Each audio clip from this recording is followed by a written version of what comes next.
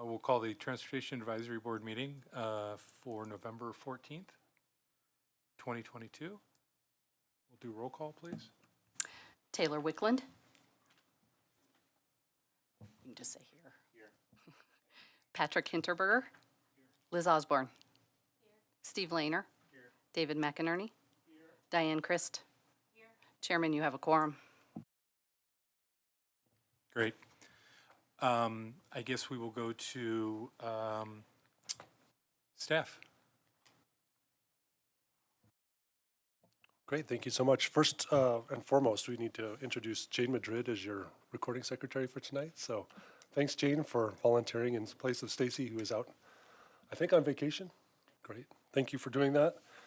Also wanted to let you know a couple things that are happening internally. One is that we've hired a new Transportation Engineering Administrator, correct? Yes. His name is Kyle Hayworth, and he started Monday, November 7th. So we're very excited to have him on board. He will take the place of Tyler Stamey for a lot of that work that Tyler was doing. So wanted to make you aware of that, that's happening as well. Also wanted to make you aware that on December 3rd, the mayor is having a transportation session. That's a Saturday. And so let me check the time for you on this. My apologies for not having that ready, but I think it's like 9 or let me see for sure. Yeah, so you said 9 to 11? At the Longmont Library. We will be having that session with the mayor. It's going to really focus on the regional issues with transportation. So we're going to have members of CDOT there, members of Regional Transportation District there. I'll be there, lucky you. So we'll chat about kind of the long-range planning pieces. There won't be a lot of the day-to-day activities that Jim's responsible for. It's going to be more about the long-range planning pieces and moving on to the transportation mobility plan that we hope to do next year, which is really our master plan. We don't use the word master plan anymore, but we're calling it a mobility plan. And so, but that is the full encompassing plan. We've always kind of tied that in with our Envision Longmont, or our comprehensive plan has always been where we put the transportation and kind of, we really wanted to work it together with the land use. We feel like the land use is pretty well set now, and we don't want to do much changing there. And it's really we did a lot of work with that.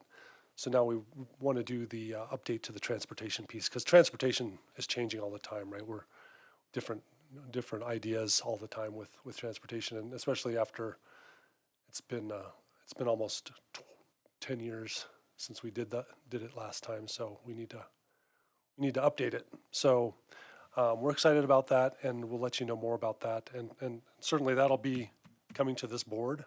As well as we talk more and get further along into that process, we'll talk to you about that as well. So December 3rd, put it on your calendars and let your friends know. It'll be a fun citywide event. So I'll turn it over to Jim and maybe Caroline for some issues with Gay Street. Oh, go ahead.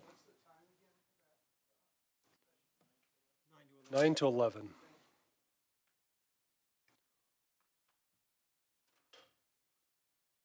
At the city library, just north of here.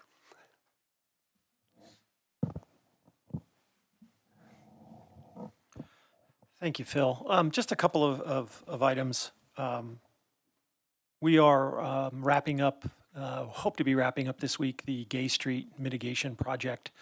It was a neighborhood mitigation project on the north side of Gay Street, or the northern end of Gay Street. We followed our process. We had a vote with the neighbors, several public meetings, and they approved the plan. So we are working, next phase will be hopefully within the next 2 weeks to install several traffic calming measures in the form of speed tables. I think there are 2 or 3 for each block. 3. Sorry about that. 3 total. In that area. The neighbors had earlier in the year petitioned for that. We followed our process, and they did vote for those. So we did find some locations that were acceptable to all the neighbors, and so that will be moving forward. Next item is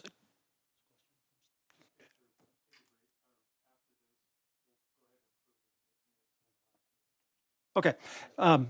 Just something for the board's information. Public Works and Natural Resources has been in the process of a reorganization for the last several months.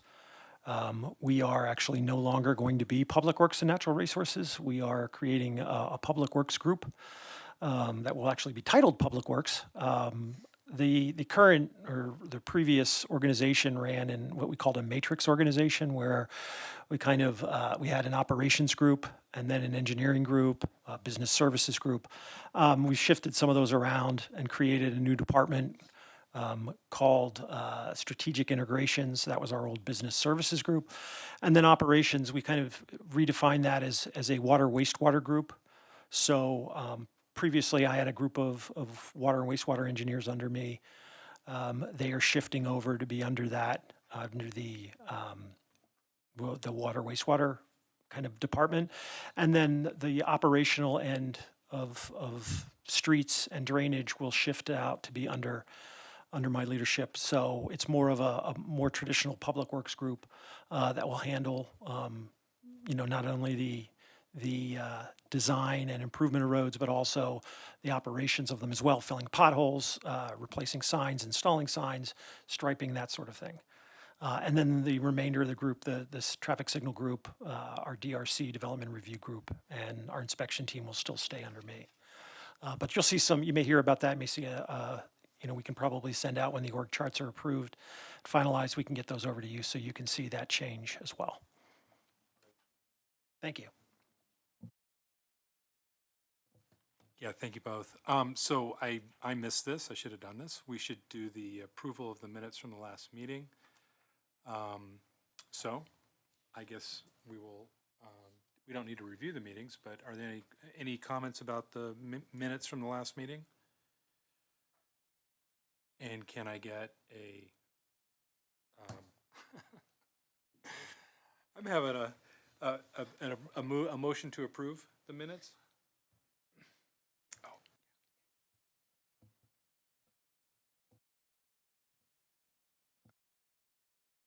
It's not.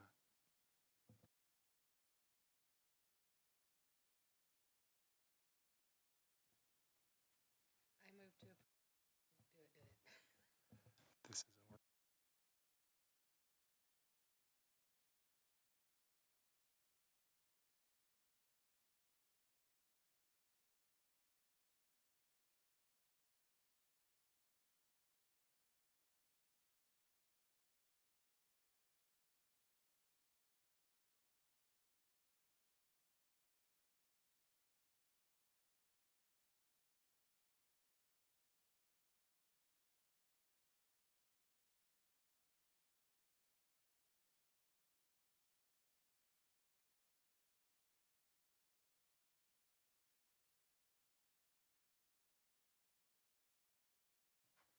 Okay, now we'll jump into probably the, starting off with the tip update. You may still want to do public invited to be heard just for fun. And do we have any public members who would like to be heard?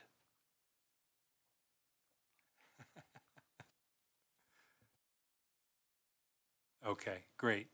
Next order of business, we'll go to the TIP update. Great, thank you so much, Chair. My name is Phil Greenwald, Transportation Planning Manager with the City of Longmont. And we just want to make sure that you're up to date on the informational pieces related to our Transportation Improvement Program. We go for dollars whenever they come available, obviously. And this has been a different kind of year for all of us because of the infrastructure, the bipartisan infrastructure bill that was passed earlier. So we've seen a lot of those dollars move into this grant program, which is a federal grant program that's administered by the Denver Regional Council of Governments. And so they're the ones that administer it, make sure it's a fair program as far as getting dollars out to everyone. And I think we've gone through this a few times, but for some of the folks that may not recall or may not have been here, this year there's been, in the last year, there's been 4 calls or 3 calls so far of dollars. And the first 2 calls, 1 and 2, were really short-term dollars that were really meant to be spent very quickly. So it was 22 through 27, 25, sorry, 22 through $25. And that's a federal fiscal year, so it starts September 1st. And, but those calls went out, and we were fairly successful in different ways on those. And now we're currently hearing back about call 3. To be a little bit more specific, calls 1 and 3 were both broad regional calls for projects, so across the whole region. And that's the way we used to always do it. It was just a call across the region, and you would just throw your projects in there, and the best ones would float to the top with the scoring, and they draw a line. And if you were a Boulder or a Denver, you'd get lots of dollars from that program because you had lots of staff to be able to write up a good application. After a while, that was seen as not fair necessarily to the rest of the region, and there was a lot of folks that just kind of sat on the sidelines and watched the process, or maybe threw in 1 or 2 projects and would kind of yell and scream on their year and, you know, let us have some money, and that's kind of how it worked. The last two versions of this have delved into something that's called sub-regional, and so that's at the county level. So we're in Southwest Weld County, and we're also in Boulder County, obviously, and those are the 2 counties we compete with all the local governments for dollars. So it's been a little bit more interesting, a little bit more fair, a little bit more competitive, I guess it spreads the wealth a little better. So we've been pleased to be part of those calls, and we've been very careful about how we go after projects, because we've had some examples in the past where we go after dollars, get this nice big chunk of money, and then I throw it at Jim and say, Jim, we got this money, can you spend it on this project now? And he's got to, we have to work with staff, we have to work internally, we have to make sure our resources are there to do this. And yeah, it's fun getting money, but you have to be able to spend it in a certain time frame, or else you lose that money. So there's a lot of different strings attached, and we have to be careful of that. And we tried to be very diligent about those dollars. So just wanted to let you know, we came to you with this chart, and it's in your packet, of all the projects we were going to go after when we first started this process. And most of the people on this board said, yeah, sounds good, go after these projects. So the chart is showing yellow. If it's yellow highlighted, that's funding. That funding is pending. So we have those dollars allocated to the City of Longmont for that project, and so we're pretty excited about that. Sorry, the green is really the funding has been approved, and the yellow is pending. So both mean that the green means definitely we're going to be able to spend those dollars, and we have those dollars coming to Longmont. The yellow means that for the most part, it's gone through all the processes, and all it needs is a final blessing from the Board of Directors from the Denver Regional Council of Governments. And at this point, there's really not much of a chance, not much at all, of those dollars going away, because it's gone through all the other processes of being selected. So we're pretty excited about that. So you'll see on there, the Colorado, and the asterisk is there to talk about, we used to call it SH66, and now CDOT wants us to call it CO66. So that's the reason for those, and that was from a previous spreadsheet that we'd put together for you. But that Colorado 66 project from Hover to Pratt, there are dollars pending for that. That one is a little further away than we'd like, just because we've got some varying information on that one. That one's, we've got a lot of construction dollars from the state to do a widening piece of that project that's been promised for over 20 years. We also have some county dollars, Boulder County dollars, where they've actually said, hey, we think it should be widened 20 years ago, but we've been moving money back and forth through other projects. So this one will construct, basically CDOT will have to do the widening piece of it, and the money we're going to ask for is the multimodal aspects of it. So we're going to ask for the sidewalk pieces to it, the bike pieces to that, the offset, and how we do the different right-of-way pieces that are required for that project. So that one might need to change that language a little bit for the next iteration of this list once we're done with round 4, and I'll get back to you after we're done with round 4, or call number 4. The money we definitely have money, or the project we definitely have money for is the County Line Road, 17th to State Highway 66 construction. So that's going to be adding some safety shoulders, bike lane or bike area, bike shoulders for that segment of roadway. It'll also be actually good for bicycles and pedestrians because we have no sidewalk in that location at this time, and not in probably the near-term future either. State Highway 119 or Ken Pratt Boulevard, Nelson to the South Pratt Parkway. That one needs to be modified as well. That's money that we're gonna go into a different funding category for. This call number 4 is where we're gonna go after those dollars. We kind of got some late news after this communication went out, so that's gonna go to a call 4 project, but it's still very popular with the group, with the Boulder County group, so we're hoping that will move forward. Not quite as bat lanes, but as a design, more of a design project at this time, because it's a very expensive project. The Loop Trail over by Union Reservoir, we're moving that forward through the Southwest Weld group, and so they're very positive on that as well, thinking that that's something that they want to move forward on. But we haven't finalized that project list either yet. The Main and 21st intersection improvements, more of the design. That's more of design again. That's not going to be construction dollars yet. We need to figure out what can go in that location and how it's going to look first before we pursue the construction dollars for that. So might be a bike ped underpass, might be something at grade, but it's going to be dependent on the study that we need to do for that because there's so many different variables out there. So anybody who's been through it on a bicycle or walking, it's one thing to drive through it. It's a whole different thing to be out there, at street level on your feet or on your wheels, and it's pretty tenuous, I guess, as far as being a very safe intersection for folks bicycling or walking as much. So that's what we're looking at. Those are the projects. You'll see kind of what's been going on with call 1, 2, and 3 on the back.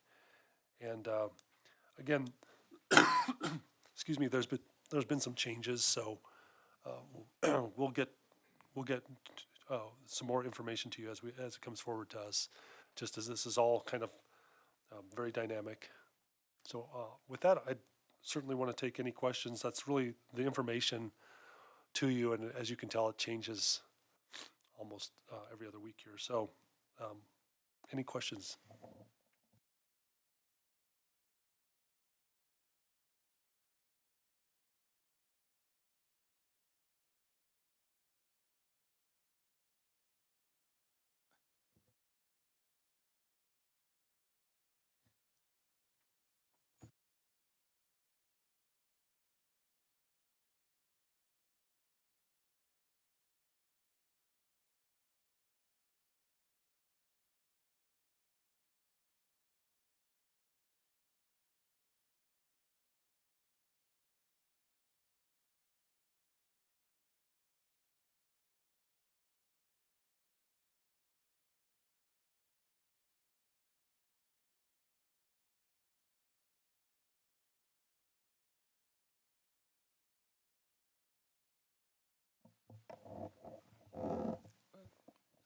So we took a hard look at that grant opportunity, and one of the challenges with that grant is it requires a safety or a traffic safety plan to be in place before they would award any dollars for construction or for projects.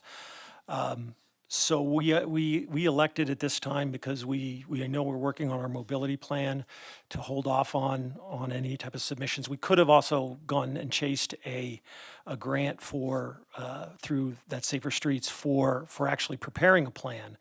But we, being short a traffic engineer this year, we were not prepared staff-wise to be spending a lot of the work, even if we did hire a consultant for that. So we elected, and knowing that this is the first year in a 5-year cycle, they'll be offering that grant again next year. So at this time, we didn't feel there was any way we would even be, been able to put together any type of reasonable application that would be considered.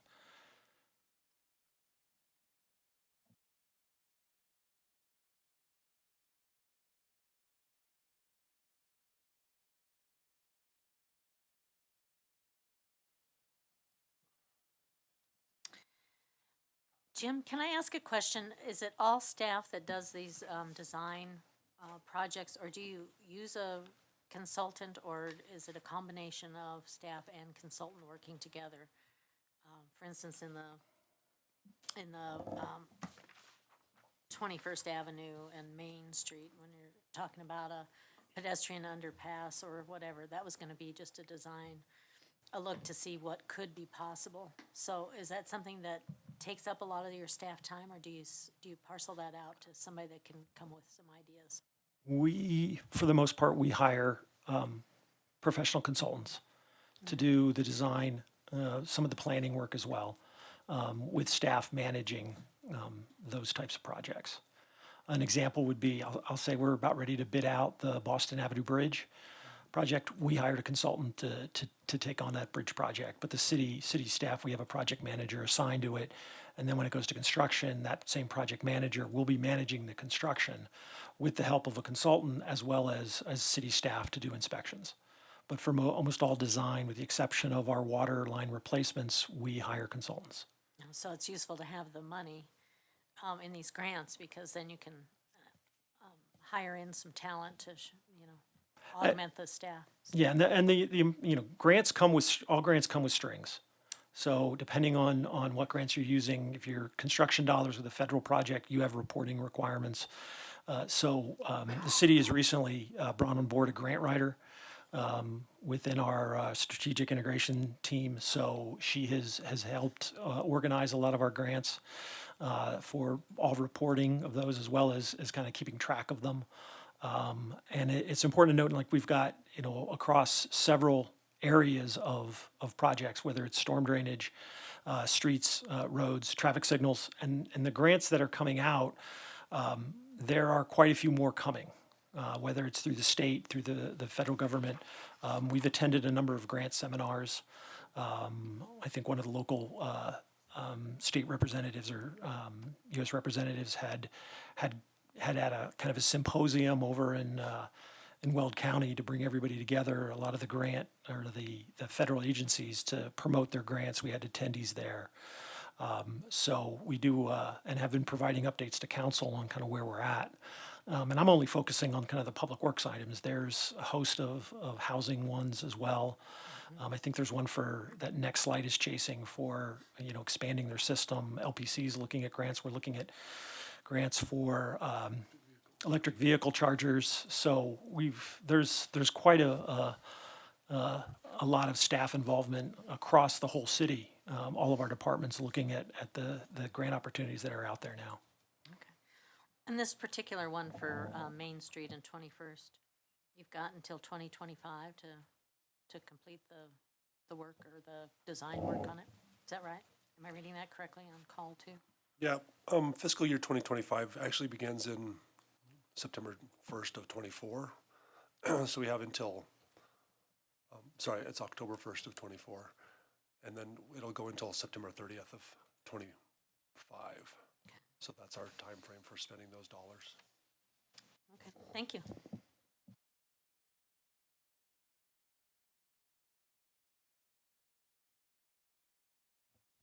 Okay, no more comments on the tip from everybody else?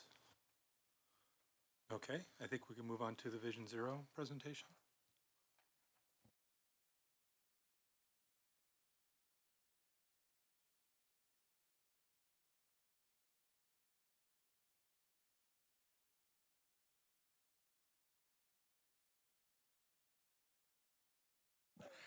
Good evening, board members. Jim Angstadt, Director of Engineering Services. We wanted to provide tonight an overview that we'll be providing to City Council tomorrow evening on the Vision Zero kind of program. We've been asked to provide City Council with some information. So we have in the form of a PowerPoint. we want to run through it with you so you have this information as well. We're not asking for you to adopt anything or look at it or make a recommendation. It's for information only. Council hasn't, it's similar for council. We're not asking a recommendation from them. It's for information only, and then we'll see where they take it. So what is Vision Zero? Vision Zero, this is information we pulled off the Vision Zero network, which is kind of the mainstay for providing information on this program. It's a strategy to eliminate all traffic fatalities and severe injuries while increasing safe, healthy, and equitable mobility for all. It presents itself as an alternative to kind of the existing status quo that treats traffic-related deaths as inevitable. And there's a chart here that kind of compares the traditional approach that most traffic engineers have utilized for a number of years versus what Vision Zero kind of has promoted.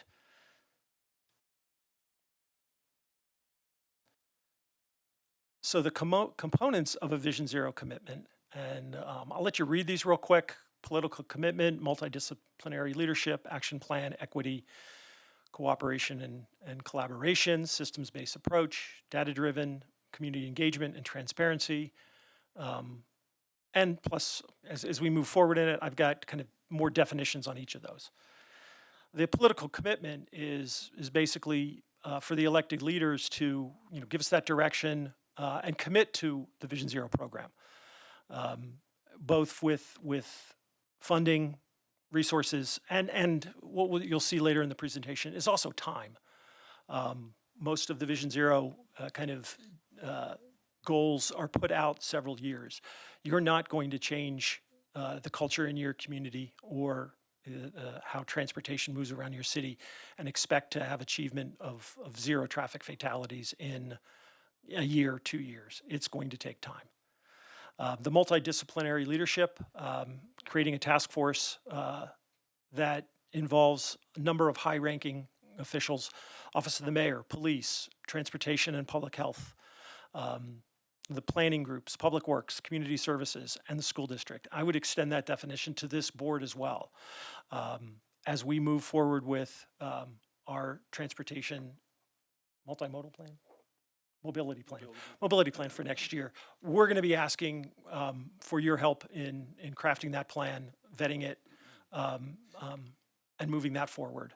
So part of that, what we're going to look at will be a Vision Zero component. So this is basically leadership from all areas of the city, as well as you move forward with it, city stakeholders, residents, that sort of thing. The action plan, the Vision Zero program calls for that created within 1 year of the initial commitment is a plan with clear strategies, owners of those strategies, interim targets, timelines, and performance measures.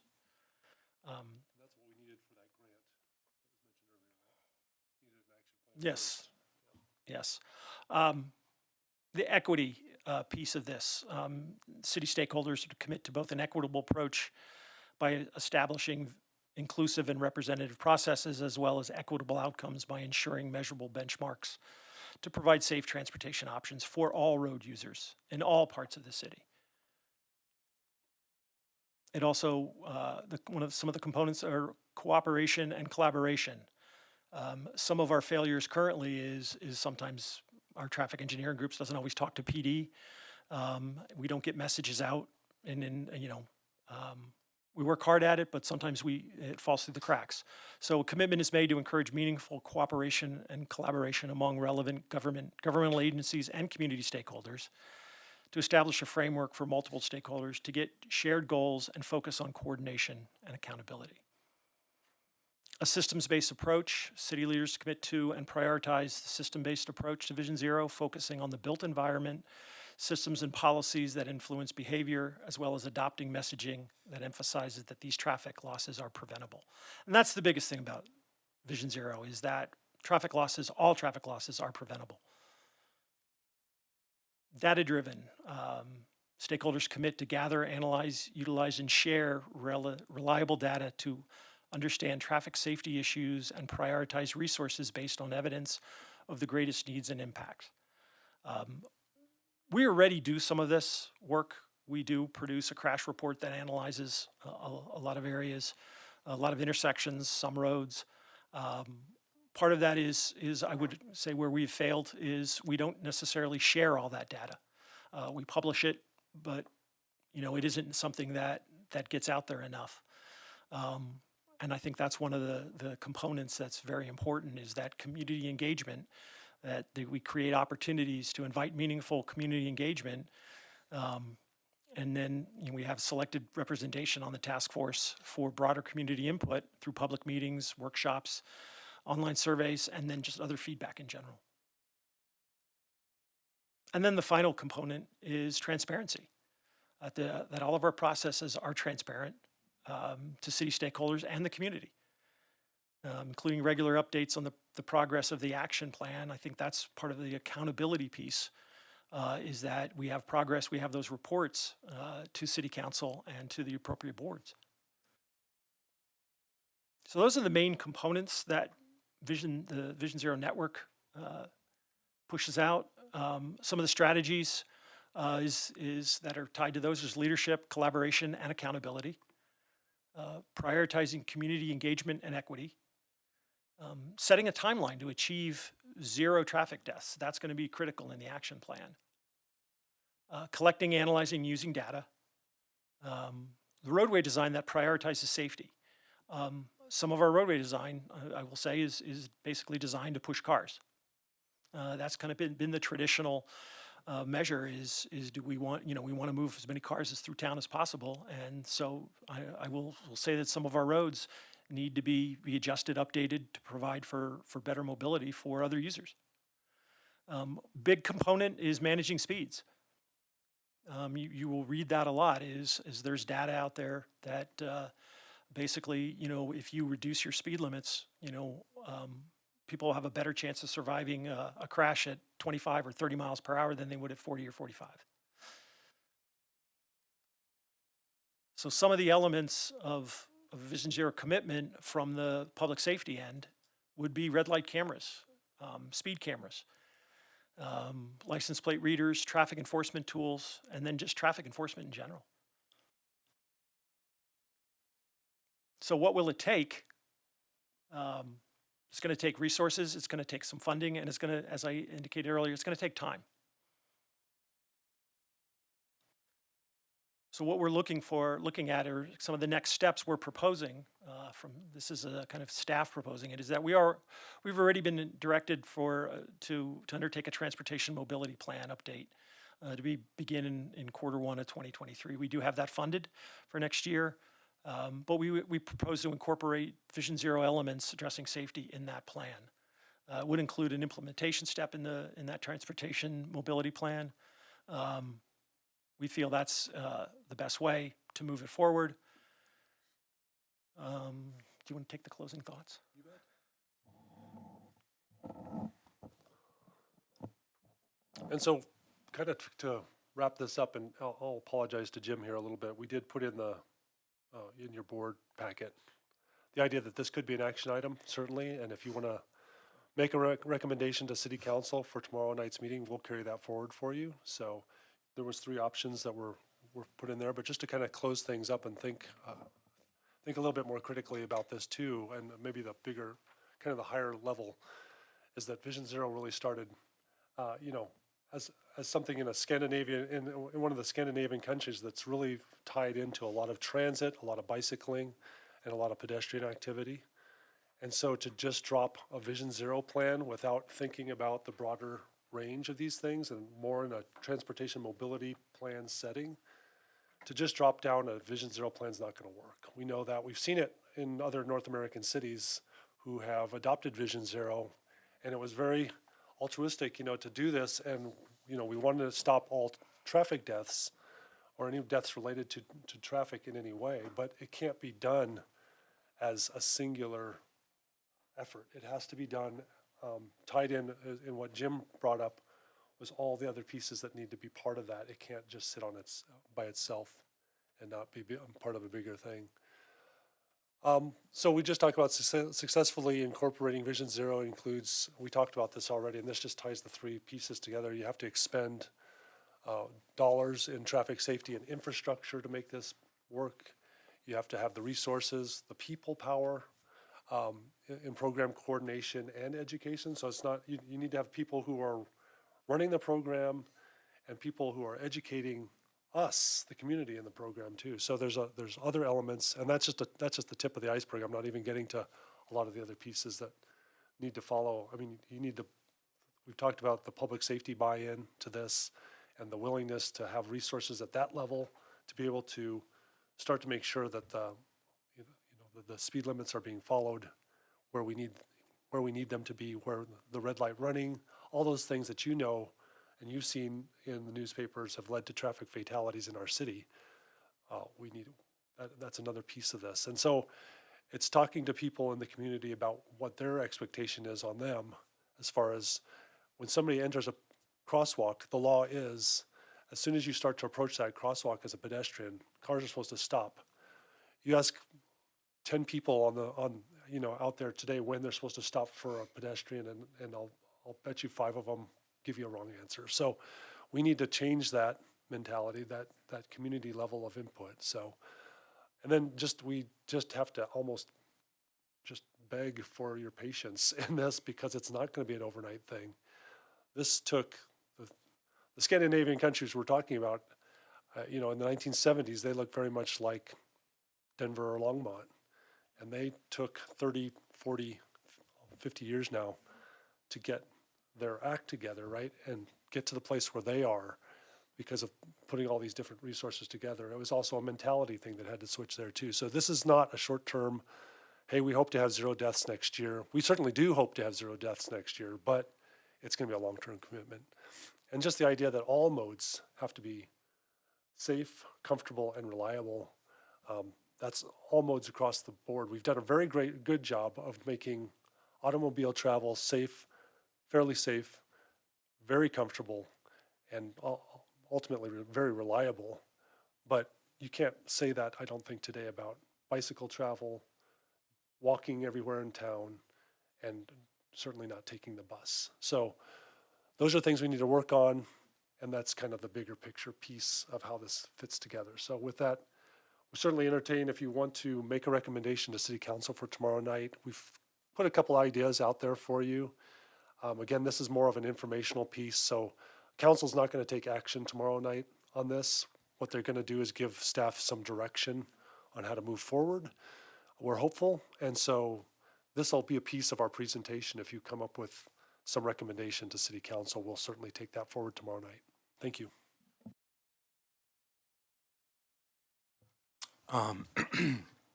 Before we, I think, get to the recommendations, do we have any questions from the board in regards to anything around Vision Zero that they've just covered? Guess I jumped to it. I have a couple questions, because Phil, we've had a conversation about this. So, as a user of the roads, both pedestrian, cyclist, and driver, and alarmingly, I'm finding it more when I'm driving, I see a lot of distracted driving. Folks are in the shoulder. In fact, coming over here today, not on 9th, but trying to remember where it was, person was literally just in and out of the shoulder, the bike lane, to the double yellow line. It was a double yellow line. So my question is in regards to that distracted driving and even simple things like the Texas yellow, the yellow yields, call them Texas yellows. It seems to me that there's a component of community engagement and education that, that might be a large key to helping Vision Zero, but even these things kind of get moved along to where folks are aware that, I shouldn't be in the shoulder. I should occupy my space in the intersection with the blinking yellow, just like it's a standard yield against a green. So I guess we don't really have anything at the city in terms of education or communication that's going to be devoted to this in terms of Vision Zero or some of these other things that I've brought up. That's one of my questions. And then my other question is that you mentioned prioritizing safety and road design. How do we do that in existing space? Because we know that there's a lot of dangerous spots in the city. That how are you going to prioritize safety now that the design, in essence, has already been done? And then Phil, you already answered my question on the thoughts on kind of how long a process, because I know it's an ongoing process, but we're talking decades here as opposed to 7-year plan or even a 10-year plan. So go back to my first question about engagement, education. We're gonna flip a coin here. I threw a lot at you. So, yeah, the education piece, we did mention it a little bit in our presentation. I mentioned just a few items, and so you're bringing up some really great issues that we need to concentrate on and get more information out there. We did, on the website, there is something that talks a little bit about how the blinking yellow arrow is supposed to be treated. How many people go to the website and actually see that and understand it? It's gonna take working with our communications team, which is now finally fully staffed, as I understand it. So we're gonna work with them, and we're gonna work with them regardless of what happens tonight or tomorrow night. We work with them always to get the information out there. So to hear what you're talking about is something that we just need to take to them and start talking about. The distracted driving is a really tough one because I just feel, there's just a gut feeling that a lot of the fatalities are probably tied to that in some way. And how do you get somebody off of a phone without, making it almost unusable while you're moving as fast as a car? So I don't have any answers to that, but I think there's some good, again, that's the community coming together and understanding, what you need to do as a community as far as when you're on the road, what your responsibility is when you're on the road. So that's something that has to be instilled, and that's going to take, as you can imagine, that's going to take a lot of time or some change in the technology, but. And maybe the last thing, excuse me, we'll call it traffic mitigation with license readers. We know red light cameras are fairly controversial, speed cameras as well.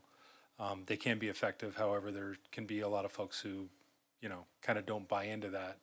Has there been any sort of, studies, kind of like the idea of a road diet? We talk about road diets, and after they've been implemented in plan, residents, people who use it, users, find out that they don't mind the road diet, right? So with license readers and red light cameras and those sorts of things, is there any sort of, let's say, post-deployment surveys that show that most folks aren't as weirded out by those sorts of things as they are before that they're actually put into place? This would be a great opportunity that I should have invited one of the members of the PD. Public safety is taking that lead. But I think those are ideas we could certainly bring forward to them, that if you're investing in some of that technology, how do we know that it's actually going to be effective? But I think those are items they have budgeted for 2023.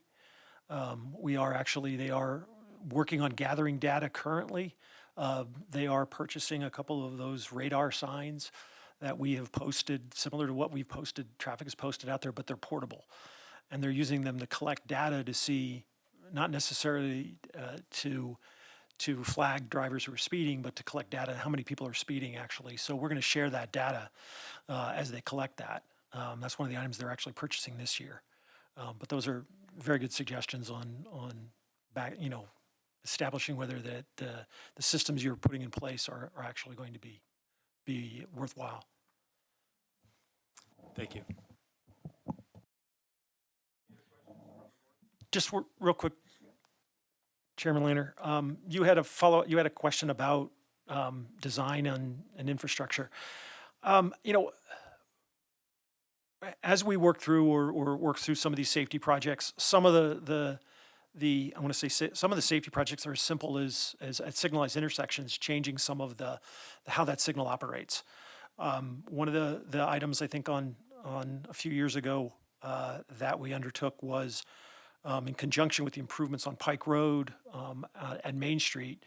CDOT came in and provided double lefts. We made those double lefts protected. That actually, what that does is that anyone making a left has to go on the green arrow, not on a flashing yellow, not on a green ball. It is protected. It reduces the efficiency of the intersection, but it makes it extremely safer.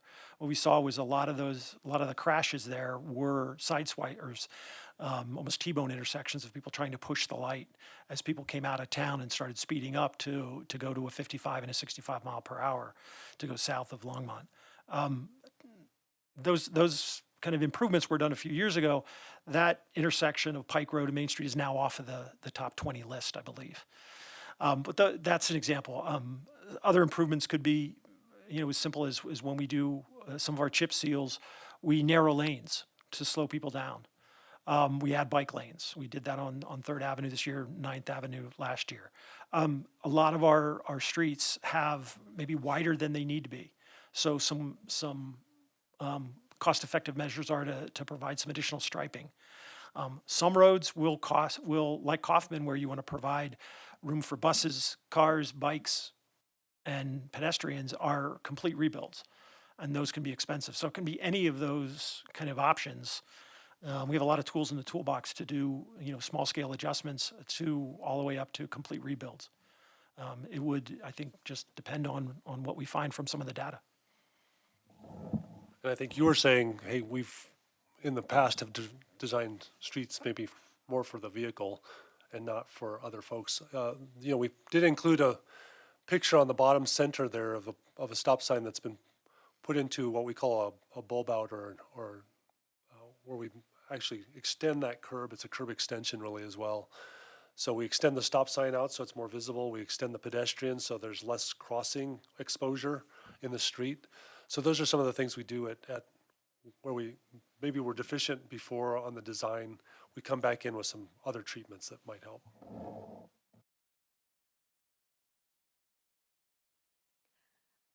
At risk of being always Google, I did want to suggest getting word out there. To perhaps the city to put these educational pieces out where people's eyes are, which is, Google Ads or some other advertisement that kind of goes out there, and you can select it to be people that live in certain zip codes or what have you. And that's one way we can get this information to their eyeballs where they're at.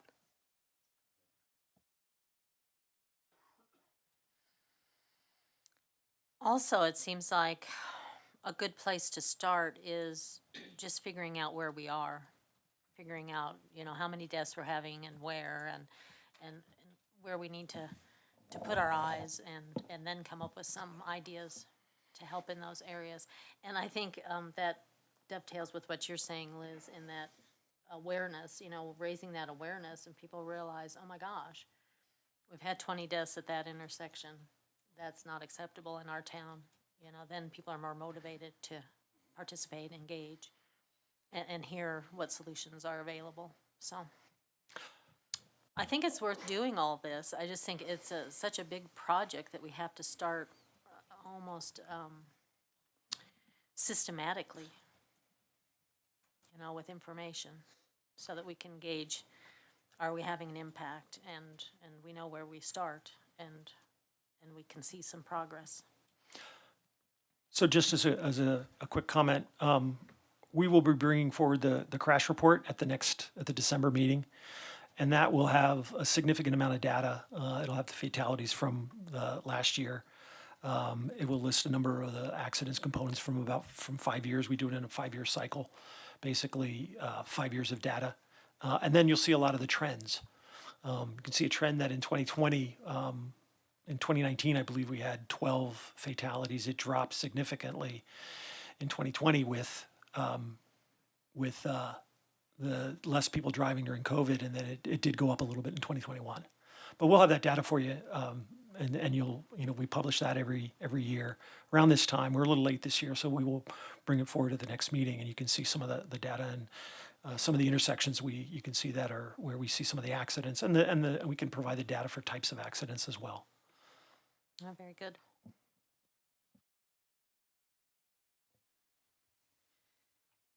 Okay, I think we're good with the, oh,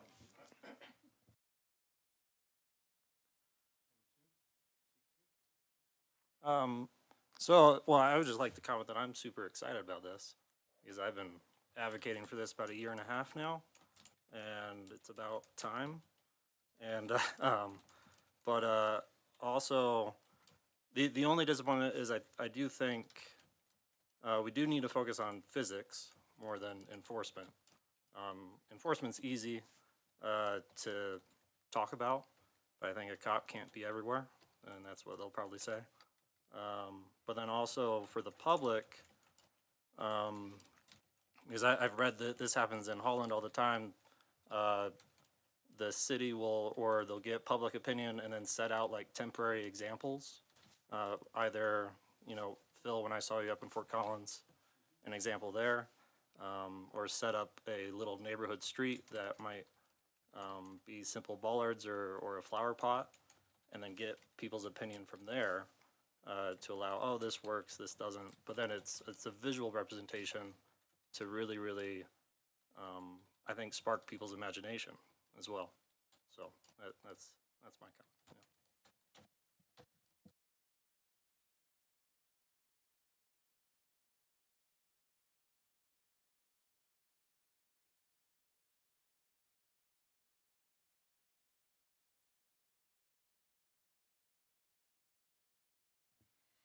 Yeah, I'm for that. We have these 3 recommendations here that the staff has put together, and we could probably go over those and see if those are sufficient, and we could pick out of those 3.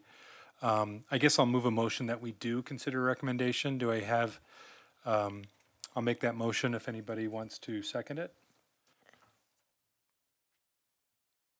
I'll second. Okay. Oh, and a vote, all in favor of us choosing a recommendation, say aye.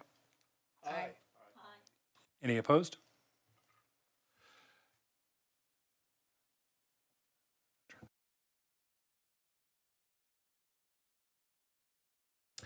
Okay, so the first recommendation that we see is we move forward with the full set of city resources and community involvement to move forward with a Vision Zero plan and implementation policy.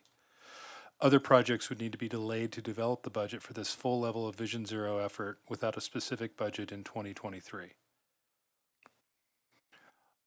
Option 2 is to continue to develop the plan needed to implement Vision Zero, return to TAB, Transportation Advisory Board, and City Council with a fully developed plan to begin to budget for and implement Vision Zero beginning in 2024. And then our third option is to continue to monitor Vision Zero community efforts, recognizing that many additional resources will be needed to meet Vision Zero standards without becoming a Vision Zero community.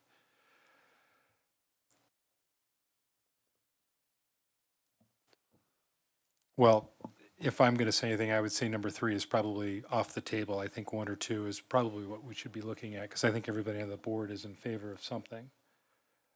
And I think I have kind of agreement there, so. We'll move to 1 and 2 in terms of options. Are there any comments from anybody on the board in regards to either one of these options?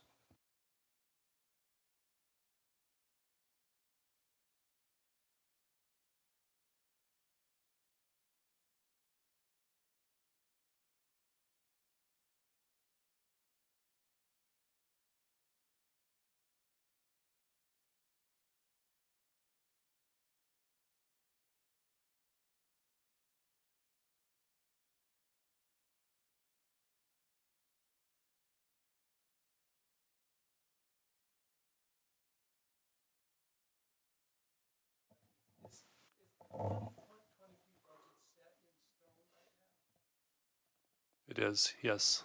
And so that's,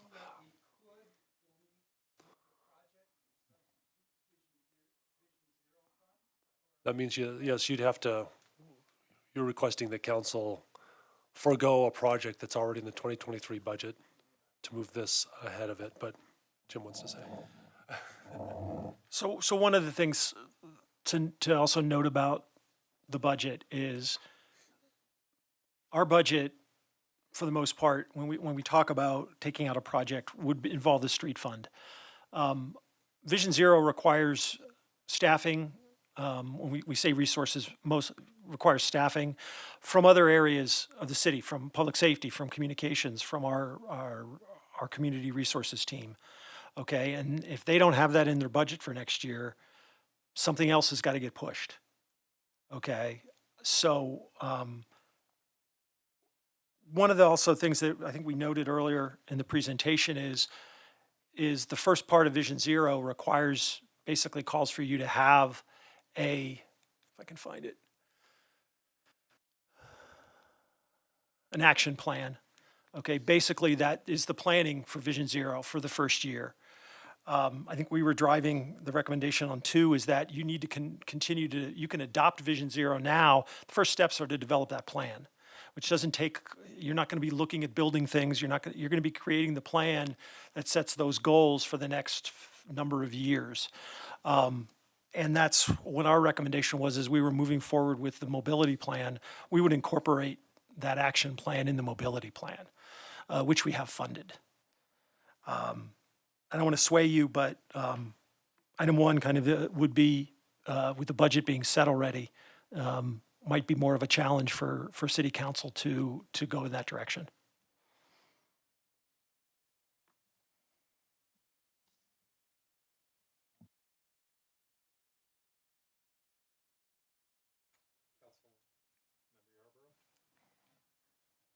He took the words right out of my mouth. So that was basically what I was getting ready to tell you, that it will, number 1 will be the most challenging, and I don't want to make a decision for anyone because it's coming to us tomorrow. I agree with you on number 3. I think number 2 would be more feasible because number 1, the council will ask several questions, meaning we need to know what projects you're going to put that will be delayed and how would that affect what we already approved. And so we know this is priority, but pretty much everything we approve is priority. So how do you determine? You get what I'm saying? So I think that, yeah, so I just wanted to say that part just to, put a little birdie or something in your ear on that. Yeah. Thank you.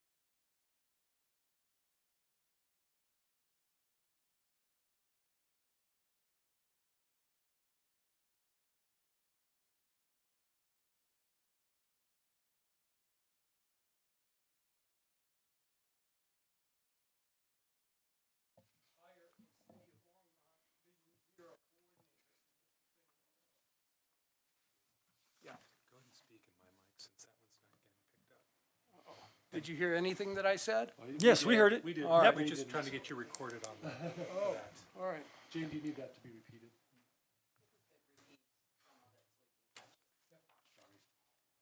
All right, so I went looking for a project to delay in order to be able to start Vision Zero efforts earlier. And I found one that seems to have $250,000 allocated to it for 2023, but there's no funding for anything beyond that. So that one seemed to me like a project that could be delayed for at least a year or 2. And those funds could be used to hire Longmont's first Vision Zero coordinator, someone with a proven track record of implementing a Vision Zero plan in a community. And I don't know if council would be receptive to that kind of idea, or do we always have to, move in kind of budgetary lockstep from year to year?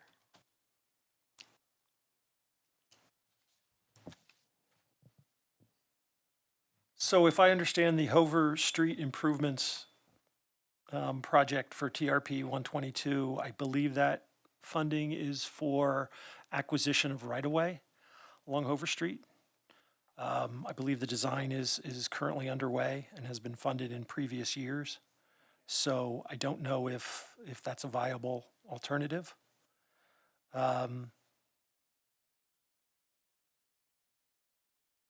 again, as I indicated, that is money and dollars out of the street fund. It could be reasonable. You can certainly, put that into the recommendation. It may be more beneficial to look at the project budget as a whole at the end of the year. We do usually have projects that we've completed in the year where there is additional dollars. Sometimes it's put back into fund balance. So, from my standpoint,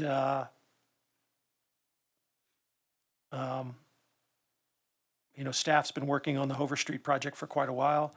I'm not sure why we haven't, maybe, part of the project, or part of the problem with looking at a 5-year budget is we try to balance it out and prioritize some of our projects.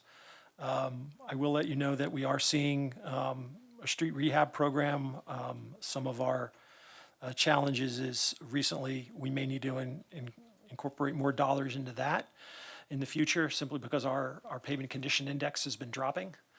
One of the challenges also would be that some of the other projects we estimate the dollars on, and until we bid them out, we're not going to know whether we actually have that funding. So, or whether we'll need funding. Kind of a wishy-washy saying I don't have an answer for you. So, it can be a proposal. Okay, and So- that's just one project Yeah. that came to my mind. I mean, maybe there are others that would be more suitable. But my response to your suggestion is that if we can justify carpet replacement and boiler replacement as street fund budgeting items, then we can certainly justify Vision Zero for street fund monies.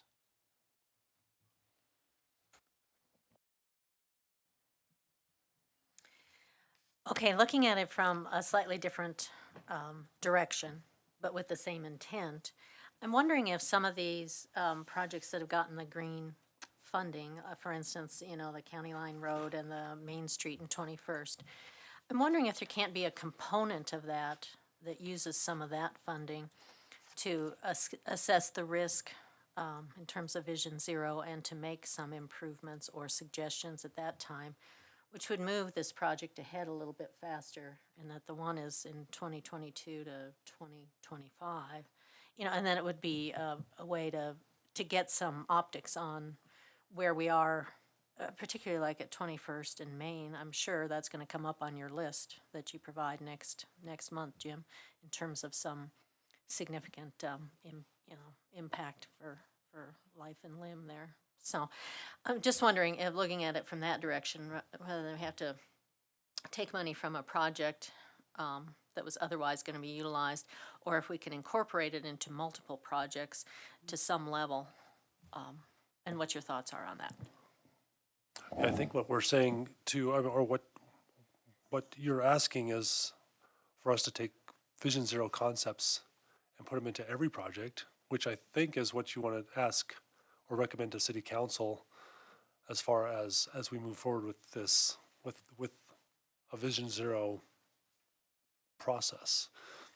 So maybe it does start in 24 because you have the budgeted dollars in 24, or you budget dollars in 24 in the next budget cycle, which starts in April, March.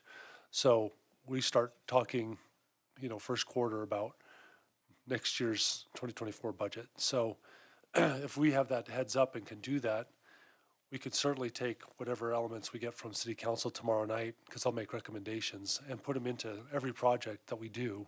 It is something, it's always top of mind when we're doing any project, is safety is number one.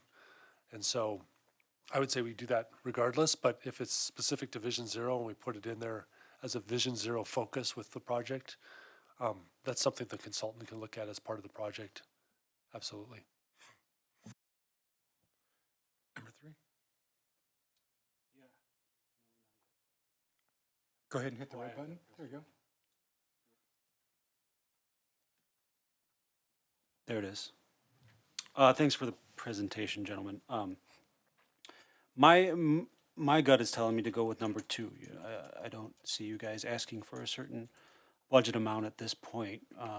But item number 2 seems like you guys are going to formulate that ask for next year's budget cycle. Does that sound like a good synopsis of what you guys are saying? I think based on council direction tomorrow night, Yeah. we'll hear from them what they'd like to move forward with. And to me, that sounds reasonable. I don't want to divert staff's resources or time to anything else at that point. And I don't doubt that, whether or not it's called Vision Zero or not, a guiding principle of the engineering staff and any consultant that we have is going to be to eliminate any traffic-related fatalities. Which is to say that we can be doing Vision Zero without calling it Vision Zero until 2024. Does that sound right? That's what we've been doing Yeah. for this. Okay. For the last. It informs design. It informs what projects we choose. It's all that, right? So with that in mind, my gut is telling me to go with recommendation number 2 on this, and to give these guys the opportunity to come with a fully flushed out plan for the budget cycle for approval in 2024.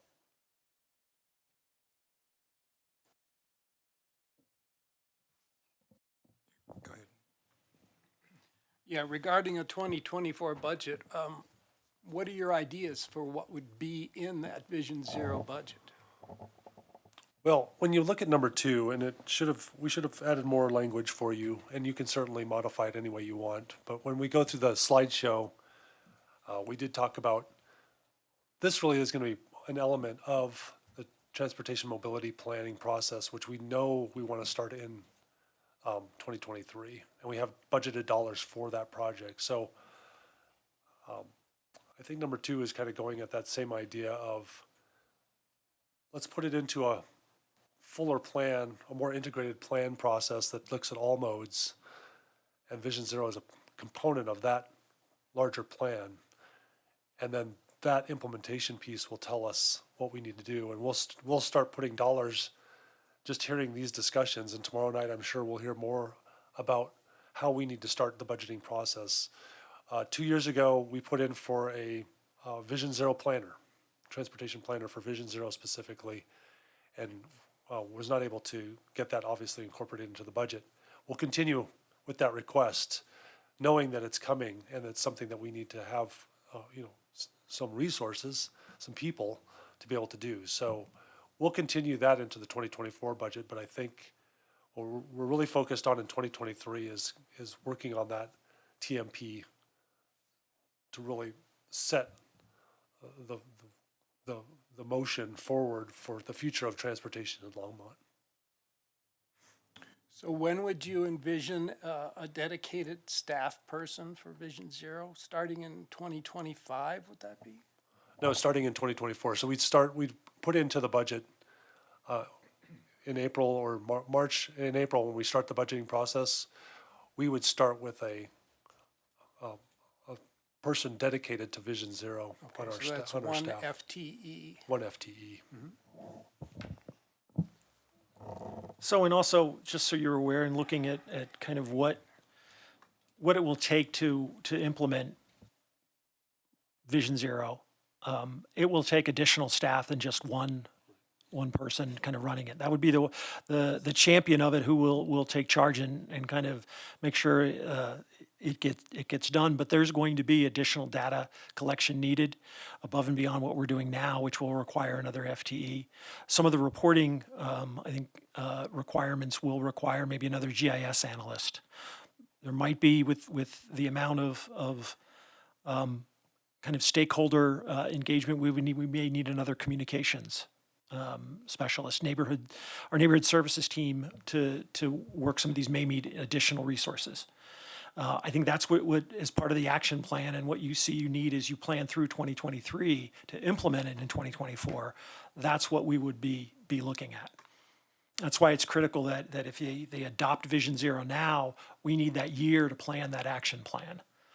So even if we tried to push projects around now, you're not going to implement anything until 2024.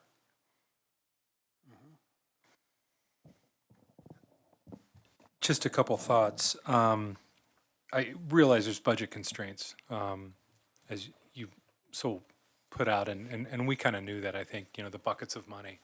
But I was curious about Dr. Cog's position on Vision Zero. In other words, do they see that as a component of funding when they're either voting on, and because I know sometimes they will vote on projects and they look at the projects. So that'd be my first, would be that piece of it. And then the other thing is that since this is an interdisciplinary effort, meaning you're going to have public safety involved, we're going to have communications and all that, how is the plan put together that you're going to be able to pull them on board and/or portions of their budget? Are they going to be allocated to a Vision Zero initiative, like public safety with license plate readers and/or red light cameras? So I gave you two questions again. I apologize. So the first question, Dr. Cog's position on Vision Zero? yeah, they support Vision Zero. They have a lot of data and a lot of information out there today that helps with that. In fact, we tried to kind of tag team because the resources for a lot of this were to go to, you talked about it earlier, the grant program for the Safer Streets piece. A lot of that had to go to somebody who had already a plan in place. We tried to tag on with the Dr. Cog plan and say, hey, look, you've got a regional wide plan. Could we be part of that and maybe get some dollars, some funding for just doing an action plan for the city, specifics to the city? And they kind of said, well, that's kind of, we've done the action plan, you're writing those coattails, but you need your own action plan and you need to, and that's what would trigger the dollar. So they're behind it.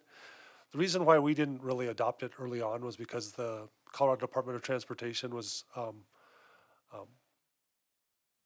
moving towards zero deaths, and so we were in that program as outlined in the council or in the board communication that you have, and so that's where we put kind of all of our eggs into that basket, and now everybody's switched over to Vision Zero, rightfully so. So those are some of those considerations. And your second question was the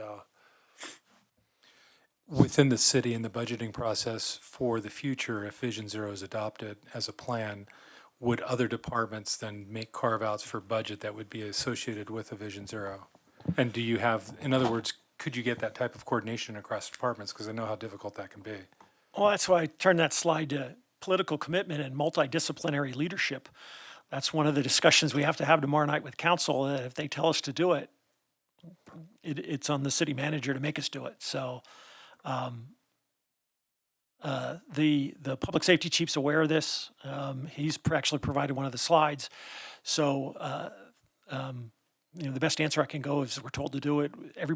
For it to be successful, everybody's got to buy into it and provide the resources that we need to get the program done. Agreed.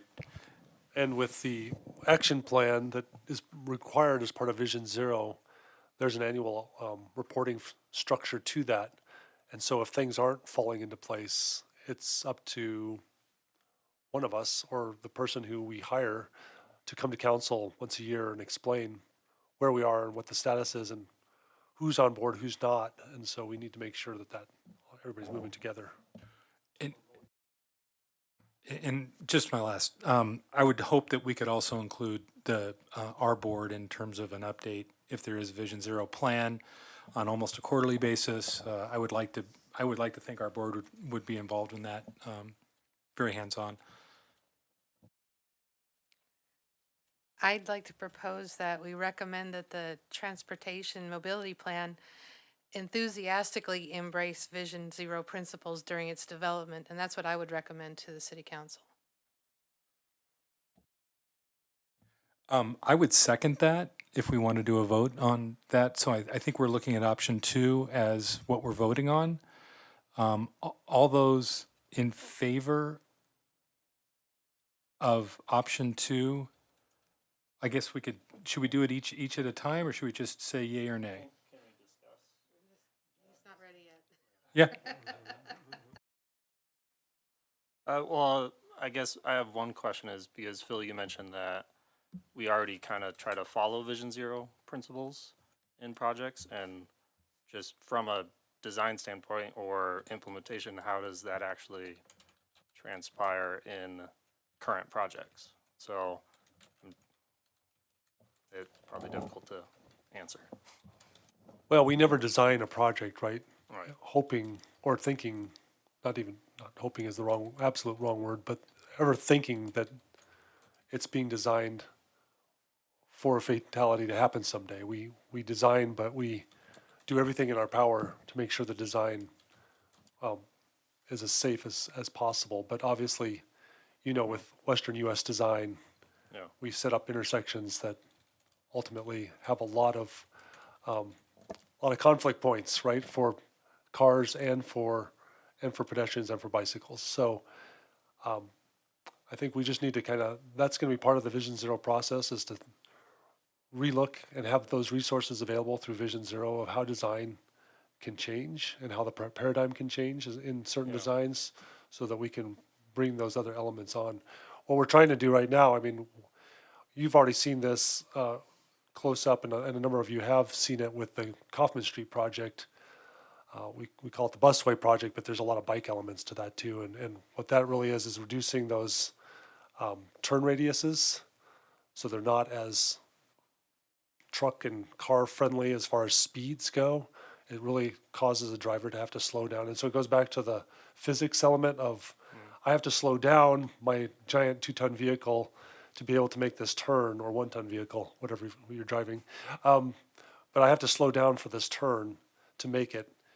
And boy, in slowing down now, I have a better visibility of kind of who's on that corner, what's going on, or who's in the intersection, what's going on there. So there's already that element in design that we're trying to do, but obviously there's much more that we can do. But how do we get there? But we try to use the most up-to-date levels of safety that we. Yeah. Well, yeah, and that's where I think Vision Zero and then the mobility plan, I hope, will change our paradigm, where we are thinking about, the blind person getting home from work. Because I know the story of works at Home Depot, but how do they walk home? So, and that's, I think if we reverse that paradigm, and start, at the most vulnerable people and work our way up from there. We are intending to, and this might throw Jim a curveball a little bit, but he's heard this from me many times, and now he's my neighbor next door to me, so. In the office. He hears it a lot. Yeah, in the office, not in the world, the real world. But the idea is that the transportation mobility plan will reverse the pyramid or the triangle of hierarchy of users. So we'll really work with the most vulnerable on top, and they're the most important. And then it works its way down. So we start with pedestrians, bicyclists, transit, freight movement, and then automobile movements. So that's kind of what we're starting to set up as far as the scope of work when we start to talk about the transportation mobility plan, is how to reverse kind of that way of thinking that's been in the city for as long as I've been here. So we're going to try to flip it a little bit and come at it in a different point of view. I don't know if that answers your question, but it's just kind of what's in our head as far as the scope of work for this. And obviously the very first piece on top of all of that is safety. It's always going to be our first level, and maintaining the system as well, the current system. I'm excited about that, flipping the pyramid. What I think, though, is missing, and as we talk about the TMP, is we're wanting to also implement this interdepartmental thing as soon as possible. I think that might be what's missing from what we're talking about, is we really want to encourage City Council to put their will toward those departments, so there's as much conversation, as you mentioned before. We need to make sure we have the police, but the schools and everybody else needs to be part of that. And I think what we're wanting to do is urge that communication and that cooperation sooner rather than later. Yeah, is there a Vision Zero protocol or plan that's approved by federal DOT and Colorado DOT that Longmont could just drop right into its transportation mobility plan? Or are there a lot of different competing versions of Vision Zero plans that Longmont would have to choose from or adapt? I think there's some very good elements right now that are in the Denver Regional Council of Governments Vision Zero plan, because that does kind of get more to an urban structure, and maybe CDOT's is more about the rural elements, you know, single crashes, single driver crashes, where you kind of just go off-road, you're not paying attention, or you fall asleep at the wheel. So CDOT focuses a lot of that piece, and then Dr. Cog, Denver Regional Council of Governments, focuses more on the urban driver and the different things we've all been talking about tonight, or you've all been talking about tonight, about, you know, distracted driving and the vulnerable users and the conflict points at intersections in a more urban setting. So we would probably go to that one to kind of frame it, but I think that every Vision Zero plan has a very unique piece from every community. It can't be one size fits all. It really does, and that's why it does take time and resources and money, because it's you really have to craft it for the individual community. It can't be a boilerplate piece. It doesn't work that way, and that's one of the reasons why it's taking us, I think, so long. If it was boilerplate, we could have just gone to the city council 2 years ago when we went to the retreat and said, it doesn't take anything to drop this down, and then we can get money for better projects if we do this. But we really had to tell the whole picture, the whole story about all the different elements and all the different not jurisdictions, but the different departments that need to be involved. And so we really have to craft it with all those elements in mind. Speaking of departments and jurisdictions, does our local school district have a safe routes to school plan? Basically, they do, yes. But we used to toggle on and off. It used to be the city would take it one year and the school district would take it the next. And that ended up not working out very well. But we kind of have our version, and then they have their version. Their version of safe routes to school is very much their philosophy about safe routes is, once you get on a school bus or once you get onto the property of the school district, that's where the safety of that student begins. And ours is obviously broader than that.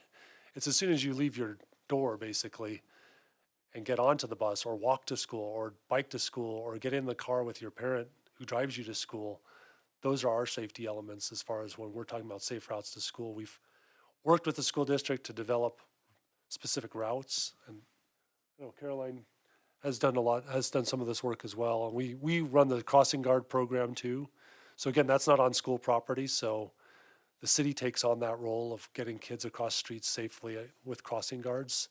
So there's a lot of disconnect. And so that's one of the things that's just going to be very unique to this community, is about knitting that relationship back together as far as how the school district and the city work through these issues of getting children to school, to and from school.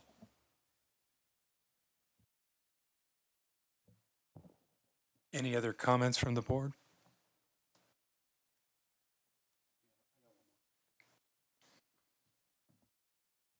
Just real quick, one of the entities that I saw was missing off that multidisciplinary leadership was development, and making sure developers are on board with anything that can be done and holding them to the standards when they are building things to encourage Vision Zero. That's it.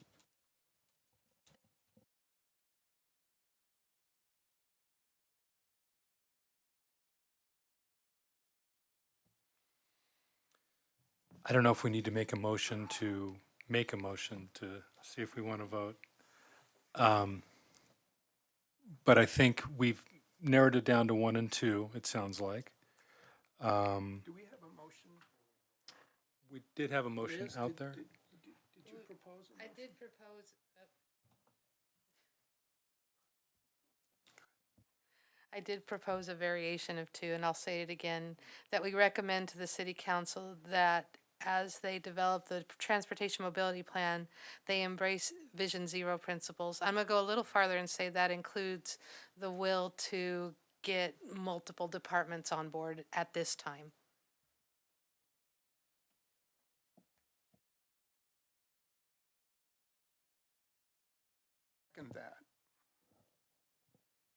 not that that has to be our only recommendation to the board, but I think it's an excellent start. Okay, excuse me, we have a motion and a second to Liz's change to option 2. We can take a vote on that right now. All those in favor say aye.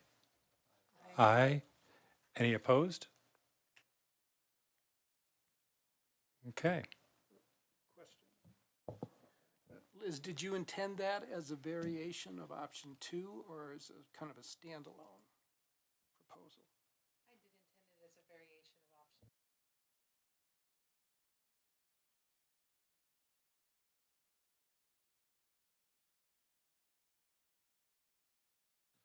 Okay, so I think we've gotten some clarity on this. And I think we'll move on to is it the flex ridership? Yes. Great. Thank you so much for your input on the Vision Zero plan. We've very much appreciated it as a staff, and we will take it forward tomorrow and share that with the city council, so thank you for that. Moving on to the next item. Hopefully, you all know that there's a bus that runs between Longmont and Fort Collins called the Flex. We call it the Flex bus. There's a lot of similar named programs out there from RTD, unfortunately, they call it the Flex Ride program for their call-in ride. And so it confuses people, and they did that after we did the Flex Ride, quite frankly. So it's a little confusing, but regardless, we help pay into a program that provides that transit service between Longmont and Fort Collins. There's also an extension that goes down to City of Boulder. We're not supposed to get on the bus technically in Longmont and take that Flex bus down to Boulder because there's a competing RTD route called the Bolt, which does that service. I can't say that nobody's ever tried it before, and I can't tell you that people get on in Boulder and don't ask the driver if they can't get off in Longmont, which is also a no-no, but really it's to provide that service, the missing service that we did not have before this, up to Berthoud, Loveland, and Fort Collins. So it's a very vital route.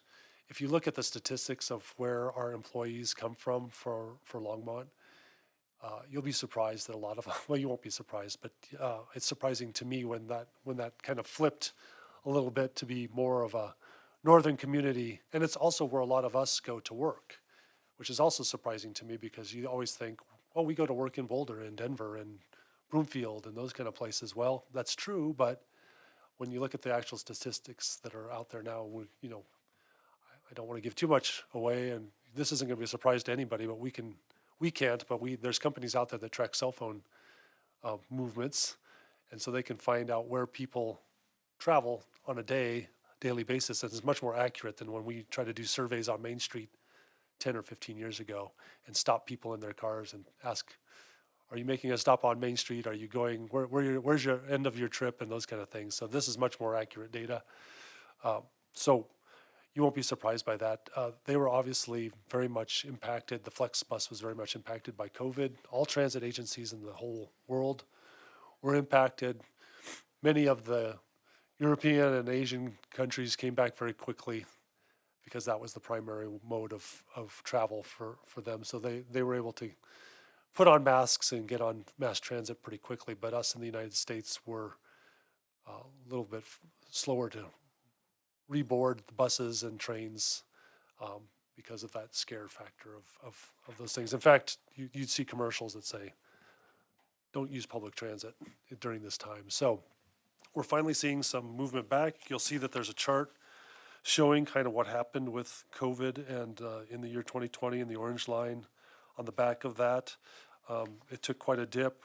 We're seeing in 2022 finally getting back to somewhat, we're about 2/3 of the ridership, which is from pre-COVID. So that's great to see. We still feel like it's a very important function of transit in our city. So we are asking the board to recommend to City Council that they approve the $221 to fund our portion of the flex in 2023. So that's our request of you to recommend to City Council for their action later this year. Thank you. Any questions? And I'll go to the first one because I see it just popped up. I just wanted to say, I've ridden the Flex. I really, and it was great. It was a great way to get up to Fort Collins when I had to do some business up there. I know that during COVID, my son was attending Colorado State University and he was able to live at home and get to college. And I think that that's a great opportunity as we get kids that are doing Front Range and then need to go to CSU. It's a great, they might not have the money to have a car to get there and back. Having the bus is immense. And as a student, they can get around Fort Collins with their student pass, but getting there from Longmont is absolutely essential.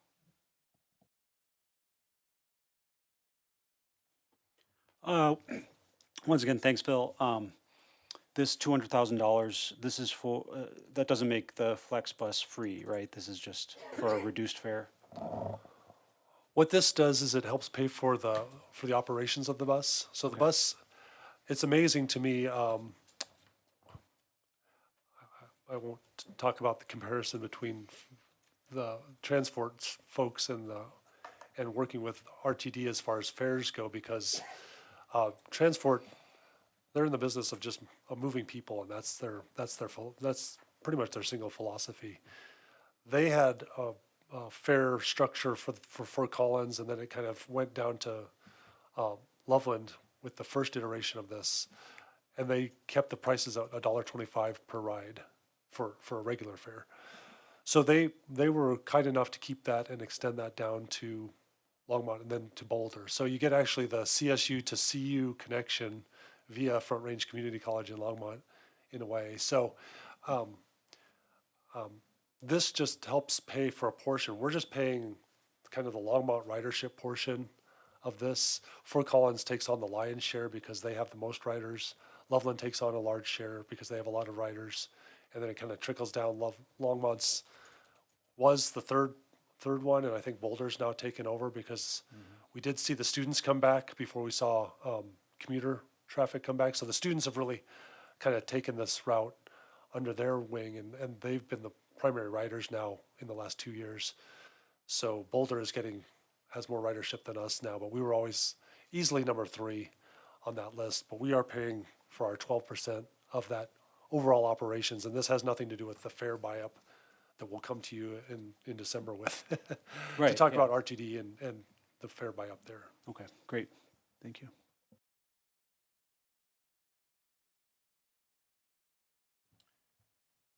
Yes, I haven't ridden this bus. Are you saying the fare to ride from Longmont to Fort Collins is $1.25? Yes, sir. Wow, that seems like a bargain. It very much is so. So, And right now, Ben will tap me on the shoulder and remind me that actually they're not collecting fares right now, and that it's free to all users because they're trying to figure out what to do kind of post-COVID here. I see. So it sounds like the fare box covers nothing to very minimal part of their operational costs. Right, and we're covering most of those operational costs city by city and then the counties as well.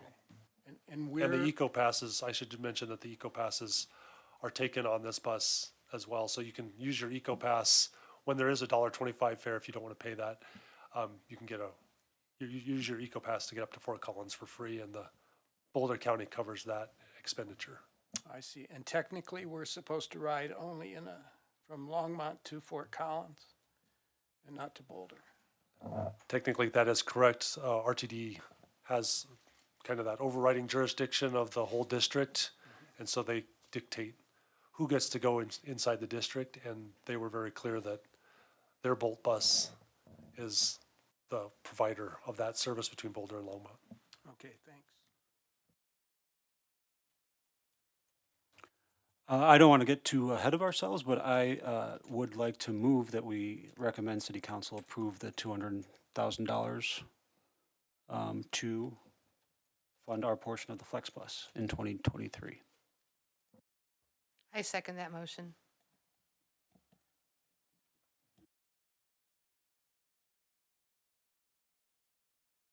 Okay, all those in favor of taking the staff recommendation on the Flex Bus to approve the $200,000 and change, say aye. Aye. Any opposed? Okay. Thank you again. Appreciate it. I'll start at the end. Taylor, if you have any comments that you have for tonight in our meeting?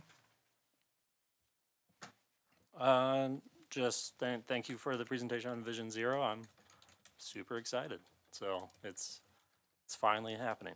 So that's all, but Not much to say. Thank you for your presentations today. It is a pleasure to be part of this learning experience.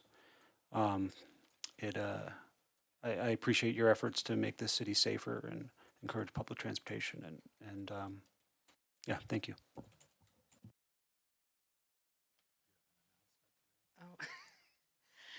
First, thank you for the presentations. I'm really excited about Vision Zero, and especially about the flipping the priorities. That matches what I said at the end of the letter that you all have, saying that this is my last meeting on the board, as I am going to be moving out of the city and can't be on the board if you don't live in Longmont. That's kind of the bylaws. It has been a pleasure, and I hope that we continue working toward equity and access for everyone. Thank you. Yeah, I want to thank Jim, Phil, and the rest of the transportation staff for putting together all this information. It's very good, and I'm with Taylor. I'm on board with Vision Zero. Really want to be involved with that and see that happen, and as well as this Flex, bus and all the information you bring every meeting. So, and lastly, we're going to miss you. You know that. You helped tonight, so thank you. David, do you have any comments? You can use. Yes, thanks to staff for the information and for answering all my questions. Kudos and many thanks to Liz. And I also look forward to further discussions regarding Vision Zero implementation. Thanks.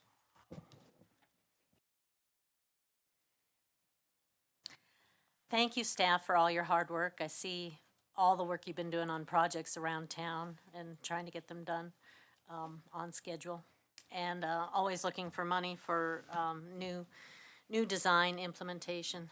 I appreciate that, and especially that you spearheaded bringing this Vision Zero forward and are wanting to make it as robust as possible as we go forward. I really appreciate that.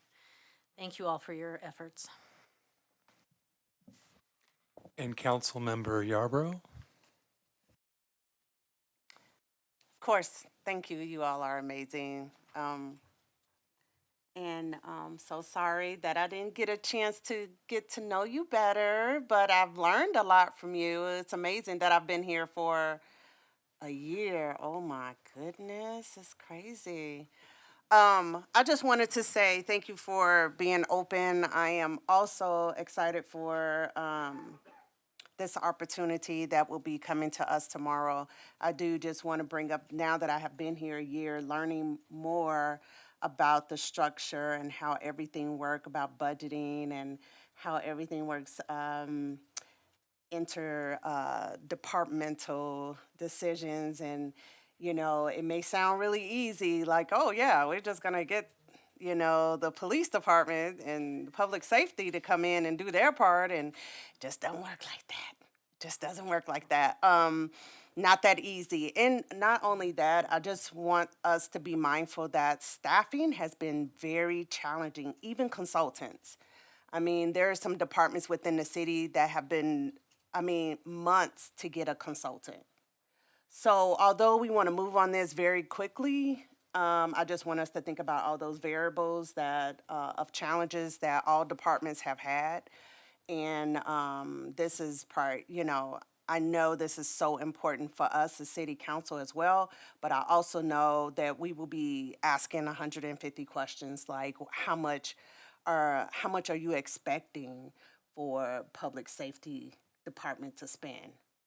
How much time do you need? You want a full-time employee, how much would that cost? And, so there's a lot of questions that we're gonna ask that without a plan in place, what are they gonna tell us? What we hope to, what we wanna see is, so that's why I was kind of pushing a little bit more, because I know the challenges within some of the departments, although they are pretty much on point and they're already doing everything. But I just know where we are and what we're asking amongst us as a council. So I didn't want you to think I'm just pushing back on what you all were talking about. I just know what's gonna happen. But thank you all for being here tonight. I missed you all for 2 months. So looking forward to seeing you again next month and thinking about you, Liz. Okay. Items for the upcoming agenda. That's will be scheduled meeting for December 12th. I know crash data, but Phil, can you fill us in on anything? Yeah, just wanted to let you know that we'll have that crash data coming to you in December. The excitement will build, I'm sure, and somebody might even watch from afar, who knows. We also want to bring that, I mentioned it really briefly with the flex piece, but the Ride Free Longmont piece where we do the fairs. We're working on an intergovernmental agreement right now with RTD on that. So we hope to have more information in December, and it might have to carry through. I think we have a general idea of the cost, so we bring that to you. And I just wanted to run one thing by you. Typical board structures have kind of a final call to be heard for the public, and we do have a member of the public who showed up and was maybe not clear on the start time, so I don't want to, I leave that to the board to move and support maybe a final call of public invited to be heard, but it's up to you. That's your purview. I move that we hear from the public at this time. I second that.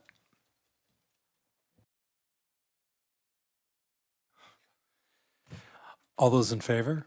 Aye. Any opposed? Come on up. I wasn't sure if we're in the process. I was, so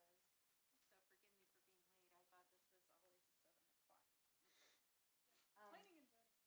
I thought this was always at 7 o'clock. We just ask that you give your name and your address Oh, good. before you start. Thank you. Okay. I also have something to hand out. Perfect. Sorry. I'll give it to Drew. Okay. Thank you.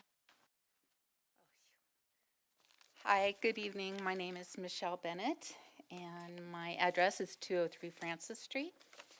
I'm here to discuss the traffic conditions on Spruce Avenue in context of the new development that is being proposed for 70 units on Spruce Avenue between Francis and Sherman, I believe, or Grant.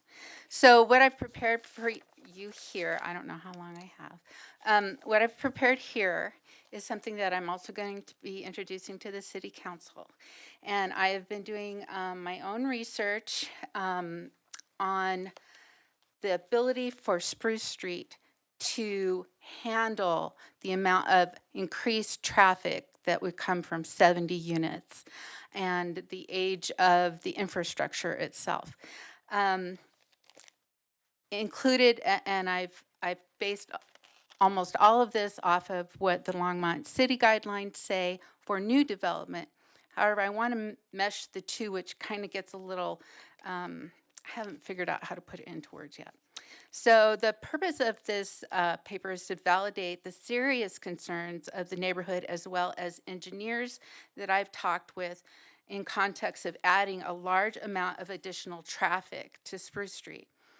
So the handout goes over the purpose. It includes a list of references in the back that I used. I've interviewed with many independent and private engineers, traffic engineers as well. I have wonderful little visuals as well to explain what our concerns are. So, like I said, the paper was written using the City of Longmont's latest local street design and traffic flow guides, CDOT guidelines for local street designs, as well as several other cited references. Now, new developments, I we know are happening everywhere. New developments usually create their own little road system within the development. And so they design these road development, they design them to accommodate for the development and the people who are going to be passing through the development.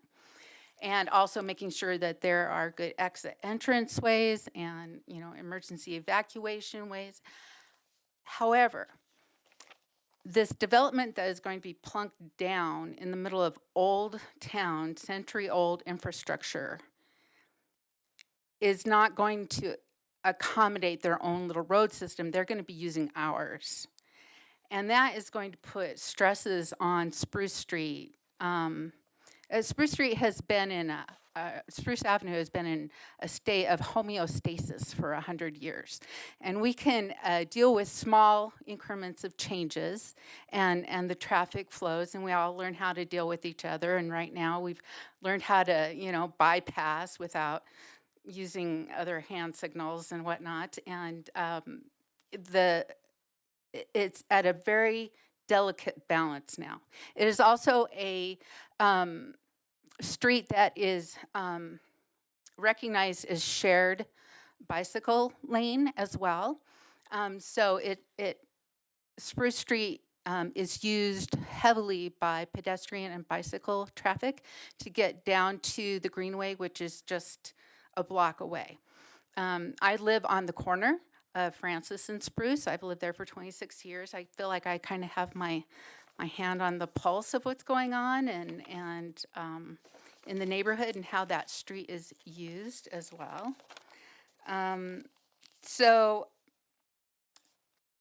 basically what this is saying is it's pointing out all the problems with the street in comparison to what a new development would create.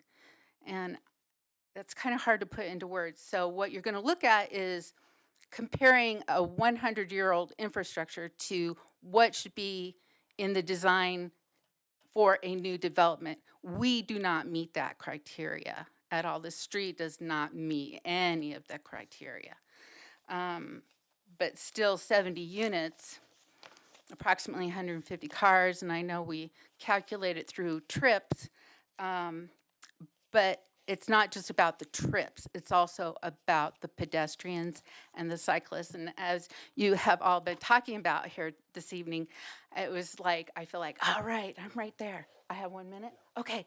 So anyway, my recommendation is going to be that a more in-depth study be done on this area before allowing the developer to put a certain amount of units in there. I think it's really critical, and I'm hoping that my paper really will show you why it's necessary. So I'm hoping that you guys can help us out. Thank you so much. I'm glad I made it. Thank you.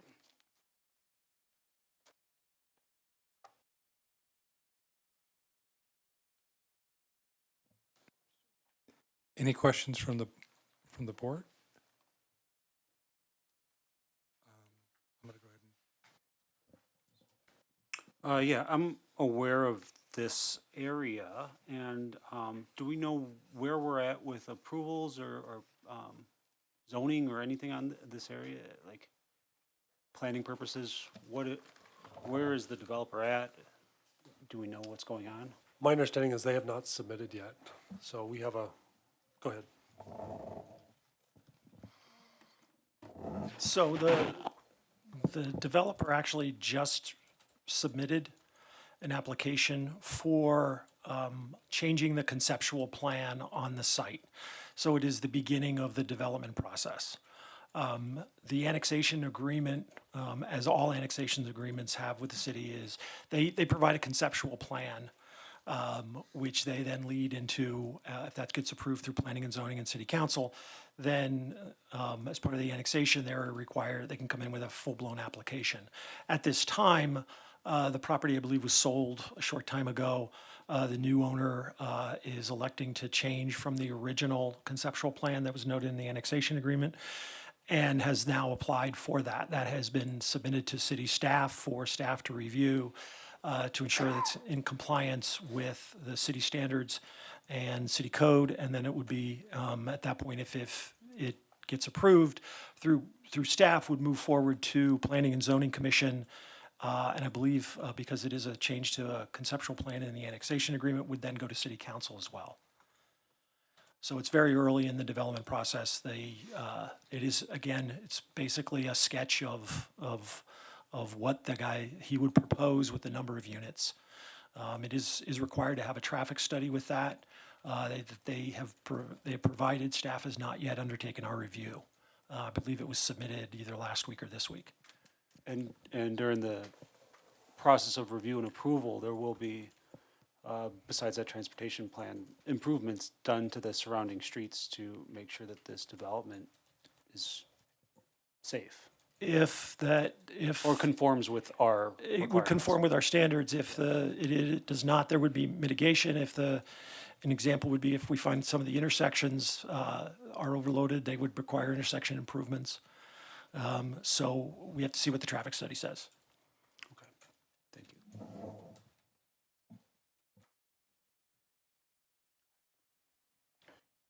Is this development still proposed as co-housing?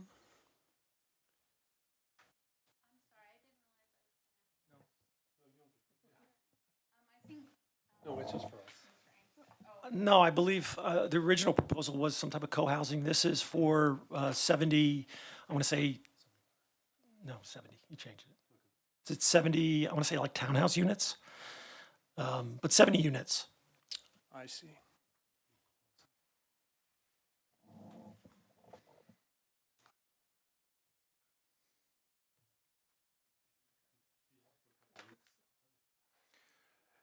So this is very early on in the process. And as Patrick pointed out about traffic study will need to be done. It'll be voted on.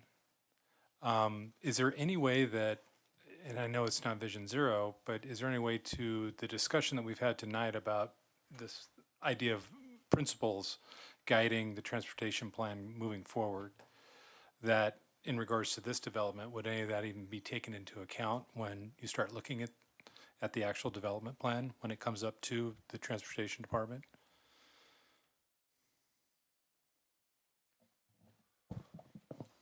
Again, going back to kind of what our earlier presentation noted is that we look at all those with a safety element as top of list. And so we would look at it that way. I don't know if necessarily, since we have no action plan, to say that it follows Vision Zero is a little nebulous. So we'd follow all the tenets of safety with that project as we do for all projects.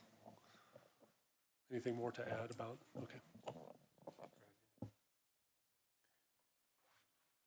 For our enlightenment, and perhaps for Michelle's as well, what types of transportation improvements are developers typically required to make in order to get city approvals? That would depend on the type of development. We recently are in the process of finalizing, they're about to go for building permits, the Mountain Brook development, where that developer actually had to build roads. They would be, a collector road as well as the local city streets, depending on the development. Some other developments that might have private streets off of a road may have to build a right turn lane. And there may be some widening, dedication of right-of-way, pedestrian improvements. If there's no existing sidewalk, they would be required to build those pedestrian facilities along their frontage. We have required some developers to provide access to, on an existing city street that's not going to be developed for years, pedestrian facilities to access a bus route. Because of, it was actually the same development, Mountain Brook, where they built the Veterans Community Project, where we didn't anticipate them having vehicles, private vehicles. We had asked the developer to build a sidewalk down Nelson to access on Anderson to access Nelson where we had a bus route. So it could be, depending on what they're proposing and the size of it, will depend on what is required.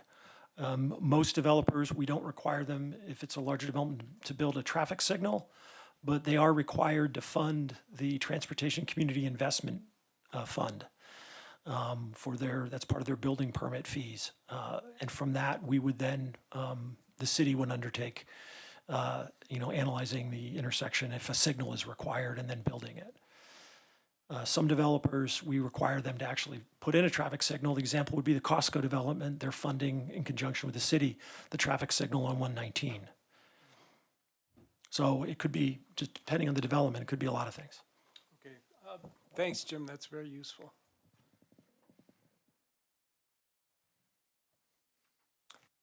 Any other questions or comments from the board? Any other public members that would like to come up and say anything? Okay. And thank you, Ms. Bennett, for the information. I'd like to almost kind of, I don't want to say table this, but if we could maybe understand this more, Phil, from your transportation department eyes, on a future meeting, that would be beneficial, I think, for everybody.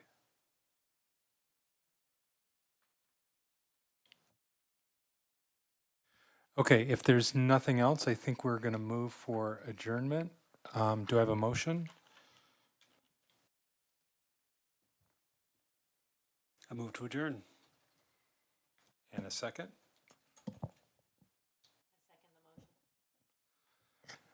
Okay, all those in favor of adjournment of tonight's meeting, please say aye. Aye. Any opposed? Great, thank you very much, everybody.